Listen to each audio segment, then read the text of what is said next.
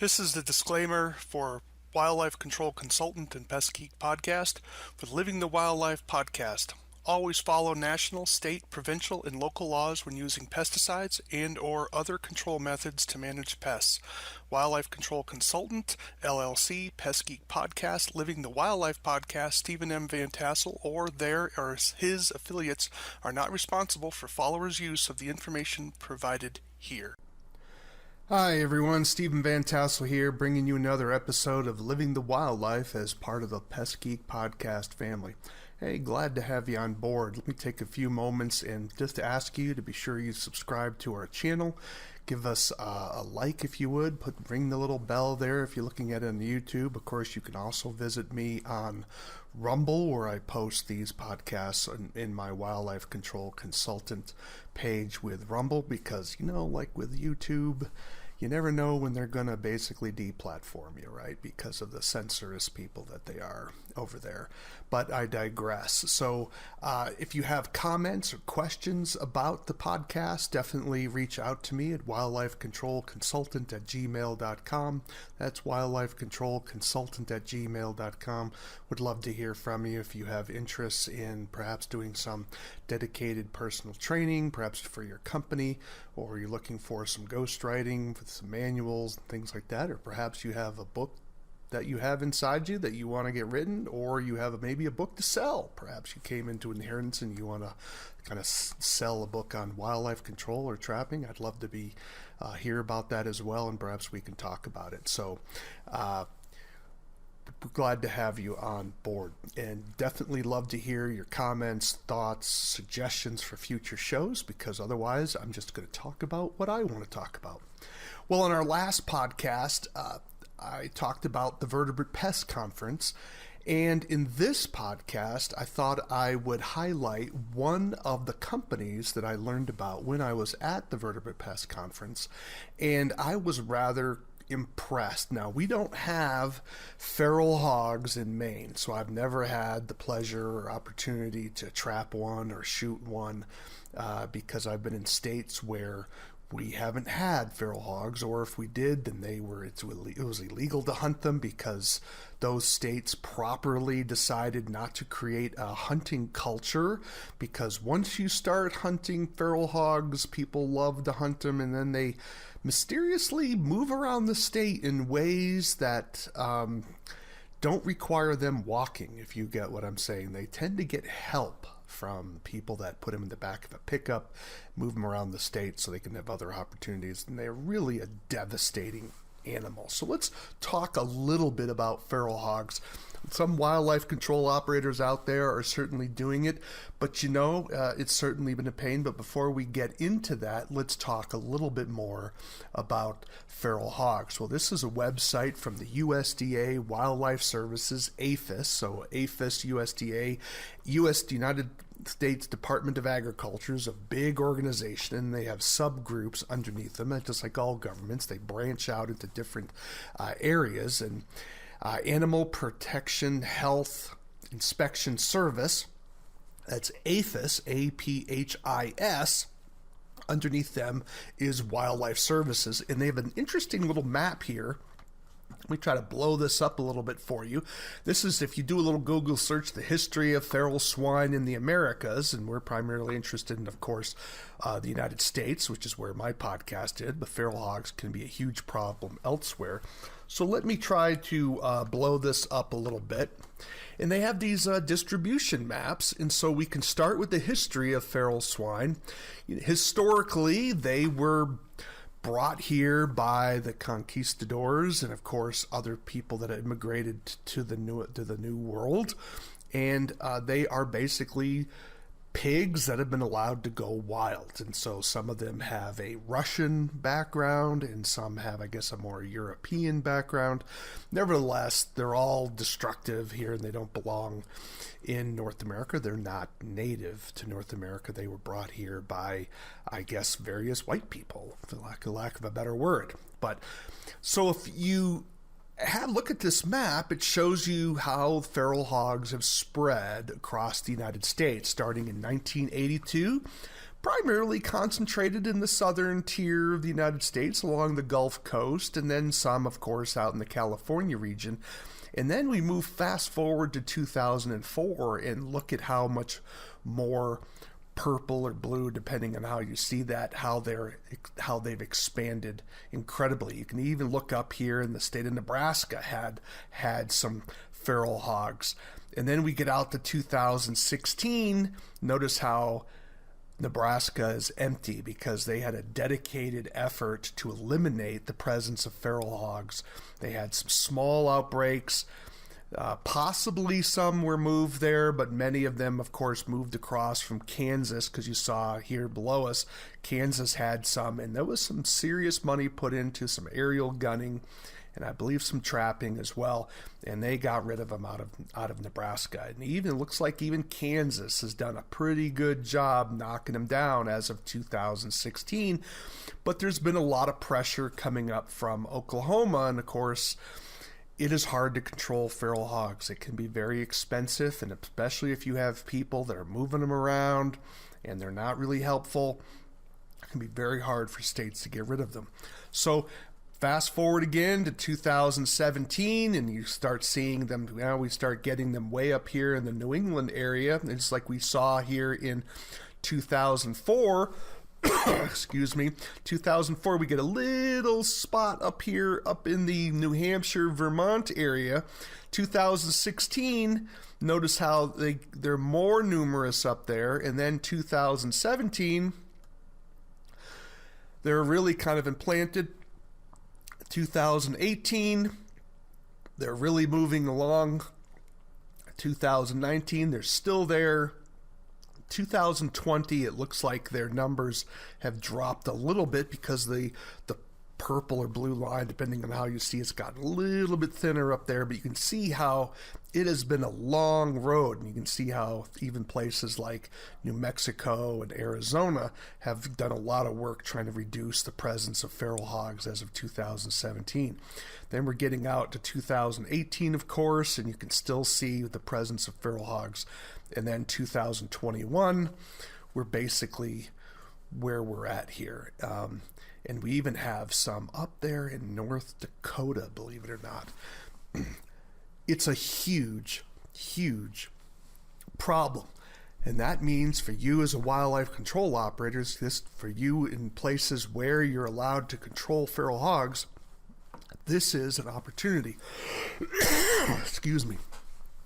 So you need to plan. If you don't have feral hogs in your area, you need to be planning to see if the day comes when you would have feral hogs. Now, states like Nebraska, states like Montana, it is illegal to hunt and control feral hogs. Why? Because they don't want to create the culture for it. And other states that are smart are doing the same thing.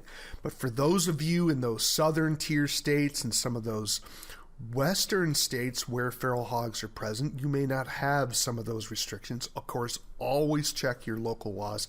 And this may be something where even if you don't have feral hogs in your area and it's legal for you to do some trapping of feral hogs or shooting of feral hogs, this is something you may want to think about, a way to expand your business, and the time to prepare is before feral hogs emerge in your particular area.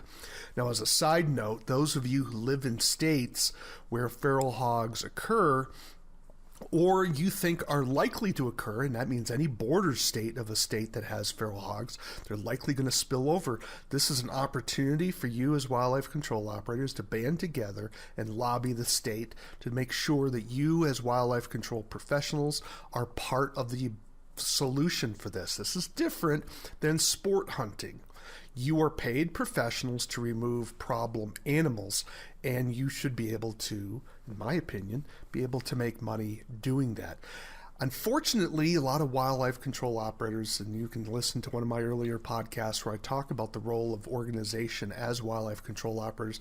Unfortunately, we don't band together well, we don't lobby well, and then we wonder why when issues come up where we could provide a service and generate revenue, that as an organization we are not capable to get a place at the table. And so what state agencies do is they reach out to wildlife services. Now, I'm not here to bash wildlife services. That's probably a subject for another podcast. The relationship between wildlife services and wildlife control operators can be a good one or a tenuous one or basically a neutral one, depending on where you live within the country and your experience with them. That's not the subject here. It's not here to bash wildlife services at this particular point. My point is that if you don't organize as wildlife control operators, don't be surprised if state agencies don't think about the services that you can provide should feral hogs become an issue within your state. Hey, the government pays attention to the people who yell and yell a lot. Okay, that's just the reality of it. I didn't make the rules. Don't hate the player, hate the game, right? So this is the situation that we're in. So if you're in a situation where you are in a state where you are allowed to trap or hunt feral hogs and do so for a fee for service, you want to be paying attention to this. Or if you think they're in your state and they're maybe not in your area, this is something where you can prepare to do that. As far as costs are concerned, those are other issues. That's not going to be the subject of today's podcast. But clearly, feral hogs are a significant problem within the United States. And so for many times, when many wildlife control operators, the way to manage them for a specific client is to trap, because a lot of times we're in situations where shooting is a legitimate option, but understand that shooting sometimes can disperse sounders. Sounders are groups of pigs together. These sounders, if you shoot, sometimes that just disperses them rather than harvest them correctly, because shooting can require you to make sure you have the proper ammunition, of course, proper firearms. If you have night vision, it can be very much more involved. So a lot of us are going to be using traps as a way to manage feral hogs.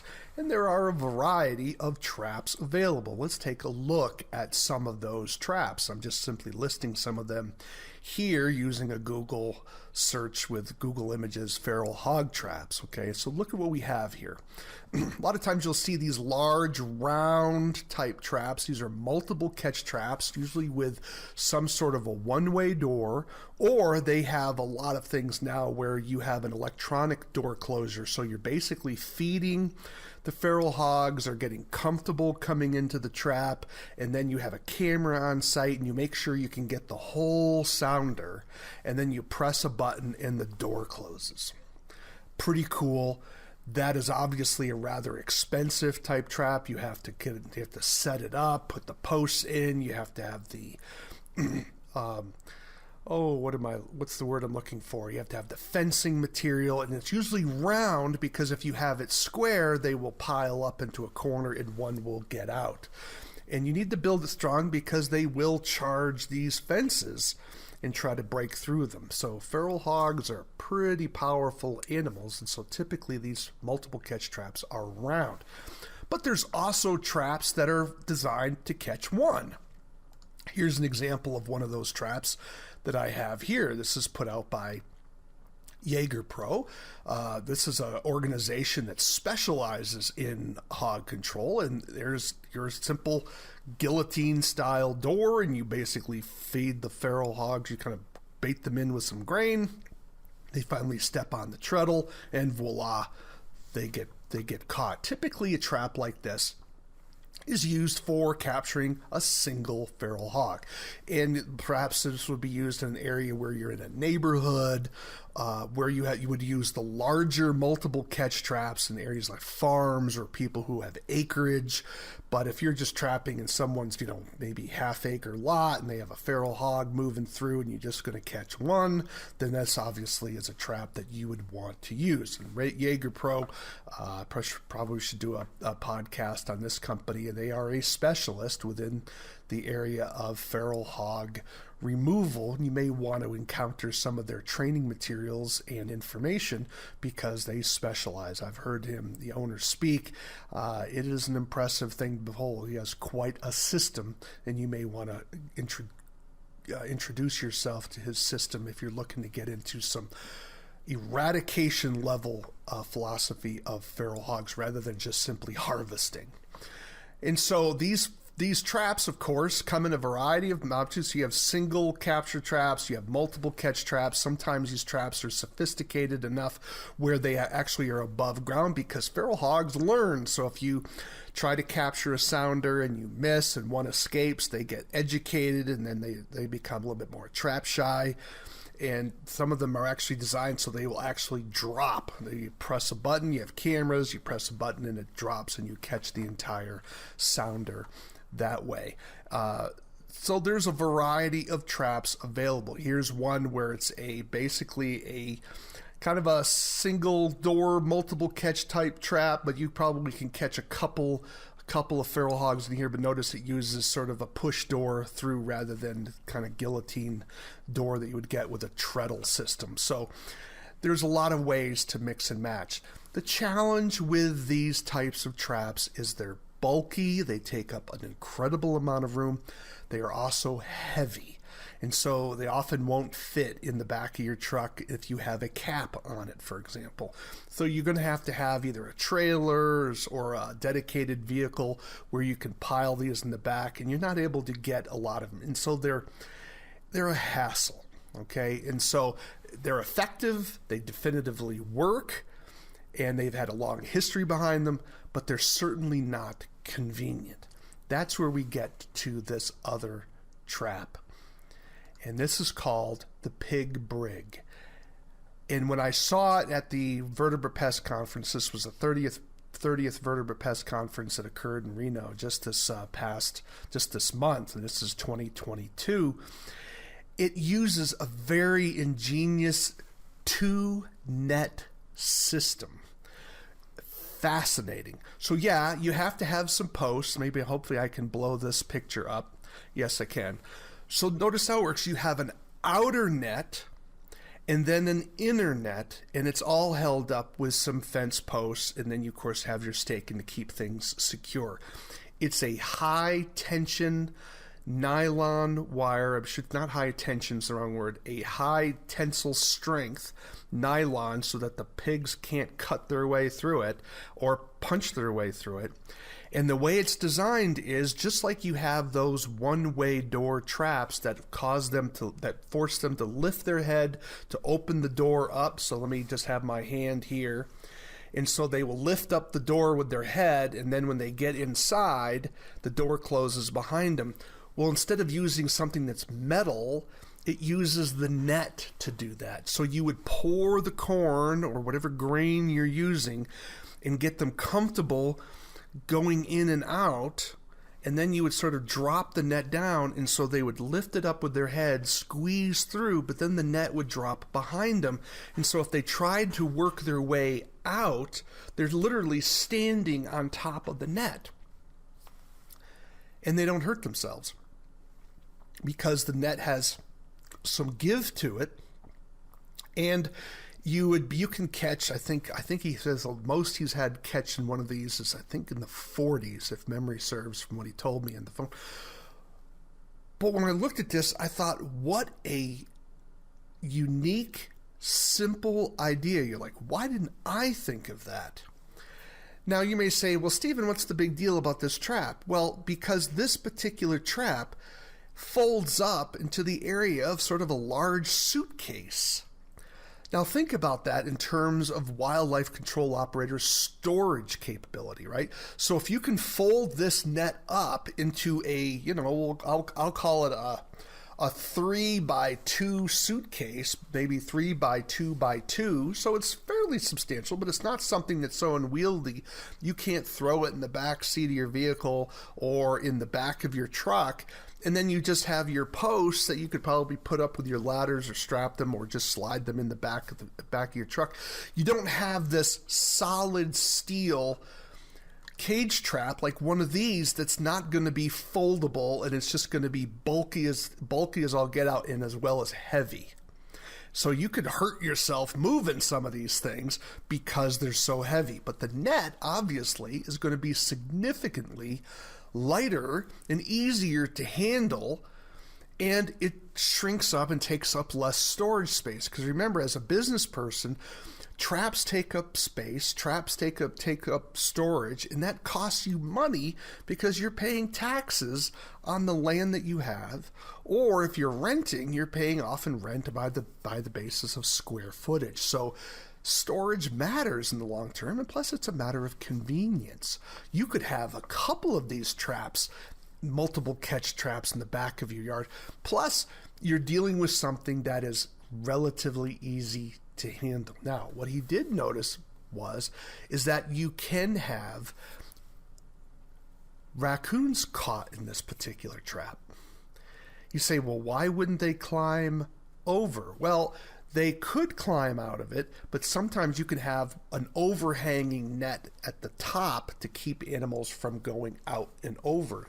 So this is a trap, and he hasn't had anyone use it, I think, as I recall in our conversation with the owner. He hasn't had anyone use it purposely for capturing raccoons. But raccoons, of course, are attracted to grain, they're attracted to corn, and they will get inside there, and sometimes he will find raccoons in the same trap with feral hogs. So this is something that someone in the wildlife control industry may be interested in terms of perhaps using it as a raccoon trap for areas where you're looking to capture large numbers of raccoons without necessarily throwing out a lot of individual traps. Fascinating. And what does this particular trap cost? Well, according to the site, it's about $2,000 to get this trap system. Now, I would assume you have to buy the poles on yourself. So let's take a look at some of the details here. And so he has some small stakes, probably to help hold the netting down, to hold it all, but you'd have to buy your own fence posts. So he says, look at what it comes here with. And by the way, I'm making no money off of this. I offered him an interview on the podcast, but I haven't heard from him. So a lot of people, for some reason, as I've said before, are shy and they don't want to come on the podcast. So I'm not making any money of it. So I'm just basically making you, as our listeners, aware of this particular device. He says it comes with a 1 by 20 foot diameter base trap net with an easy pull cable seam, and a 1 full length sewn in bore shield, 1 hardware kit, which includes 24 ground anchors, double hooked cam straps, T-post mounts. So I guess he does have some T-posts and zip ties, and then of course the manual, and that'll all get shipped to you. Fascinating device. I would certainly encourage you to sort of check it out. If you're in a situation with feral hogs, you may want to have contact the company, check out their videos, see if this is something that could be useful for you. Certainly, if you haven't purchased anything, I would certainly encourage you to check it out, just simply because it takes up so much less room. I would love to get feedback, because this has only been out, as I understand it, for a couple of years, so it was kind of new to me. Now, I heard rumors about a specific trapping system that was going to revolutionize the feral hog trapping industry. But I never heard anything of it. My suspicion is that this is what they were talking about, but I can't confirm that. Because it's so unique, it's so simple, and in terms of costs, in terms of storage and price, the price is certainly right, in my opinion. Obviously, $2,000 plus shipping is nothing to sneeze at. But again, this is a multiple catch trap, and you can be spending hundreds of dollars just getting a very large cage trap. Let's say a cage trap big enough to capture a dog, for instance, can be well into the couple $100s for that sort of trap. So we could do that number just looking here. Let's go to Tomahawk. I have had a relationship with Tomahawk Live Trap in the past, and certainly they sell my books, which I'm certainly grateful for. But let's take a look at some of their equipment. Let's take a look at dog traps. Now here we have a rather large, this is for bobcat, fox, small dog, and that's $158 right there. Now if we go to even larger, like a large dog trap, that's $334. Okay, so let's take a look at this. And here so $2,000 for a multiple catch feral hog trap. That's not outrageous. And when you consider the convenience, and you can't break this trap down. This is a solid wall trap, where the feral hog trap you can. Let's see if they offer a feral hog trap. And it doesn't appear that they do. At least nothing came up here. They have some larger traps, but if you're going to use one of these cages, you'd want to make sure your trap is pretty strong. So let's do another search on feral hog traps and see what comes up in terms of dealer. Here we have Mississippi State. They talk about the variety of traps available. And here they have the pros and cons of using a box trap, and so you could definitely check that out as well. Here's one made out of wood. Here you have some circular ones and some square ones, and you have the corral traps, of course. Fascinating, because there's a lot of work being done on feral hogs, to be sure. And feral hog traps are certainly expensive. Let's see if we get something here on the corral hog trap. Here we are at Tractor Supply, and what are they charging for their feral hog trap? They won't give you a price. Let's see.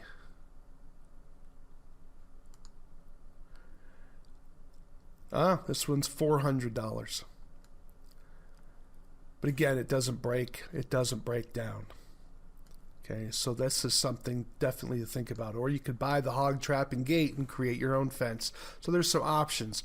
Nevertheless, you may want to check out the Pig Brig trap system, and you would just look it up, do a little Google search at Pig Brig trap systems at pigbrig.com. And Brig is just like prison, PIGBRIG.com, pigbrig.com.